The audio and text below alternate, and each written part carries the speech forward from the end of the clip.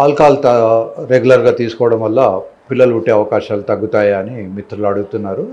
దానికి సమాధానం చెప్పడానికి ప్రయత్నం చేద్దాం. షేక్స్పియరు ఆ కాలంలోనే 1000 సంవత్సరాల కిందే it increases the Dzire takes away the performance అని టేకత్ అవే ది పర్ఫార్మెన్స్ అంటాడు. సో ఆల్కహాల్ తీసుకున్నప్పుడు కోరికలు పెరుగుతాయి కానీ పర్ఫార్మెన్స్ తగ్గిపోతుంది.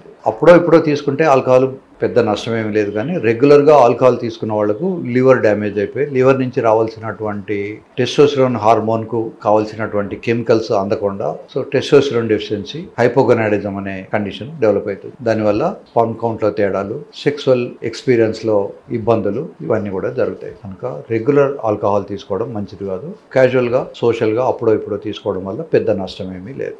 ఆల్కహాల్ కన్నా కూడా స్మోకింగ్ ఈజ్ వెరీ డేంజరస్. స్మోకింగ్లో ఈవెన్ ప్యాసివ్ స్మోకింగ్, వేరే వాళ్ళు స్మోక్ చేస్తుంటే మనం పక్కన కూర్చున్నా కూడా మనకు ఒక డ్యామేజ్ ఉంటుంది. Especially sperms are very sensitive to smokers. కనుక స్మోకింగ్ అనేది టోటల్గా కట్ ఆఫ్ చేసుకోవాలి. Social alcoholism is medically allowed at present. Alcohol రకరకాల కాన్సన్ట్రేషన్స్లో ఉంటాయి. బీర్లో 4% ఉంటుంది, అదే వైన్లో ఇంకా ఎక్కువ ఉంటుంది, బ్రాందీలో 40% ఉంటుంది. కనుక ఈ కాన్సన్ట్రేషన్ పెరిగిన కొద్దీ దానివల్ల వచ్చే నష్టాలు కూడా ఎక్కువ ఉంటాయి. So regular alcohol is not good, occasional alcohol is allowed. ఇకపోతే డ్రగ్స్ తీసుకున్నప్పుడు యూజువల్గా బిహేవియరల్ చేంజెస్ వస్తాయి. ఆ బిహేవియరల్ చేంజెస్ చాలా రోజులు కనుక డ్రగ్ తీసుకుంటే స్పర్మ్స్ మీద కానీ, సెక్సువల్ డిజైర్స్ కానీ, సెక్సువల్ పర్ఫార్మెన్స్ కానీ తగ్గిపోతుంటుంది. So drugs, alcohol is occasionally allowed.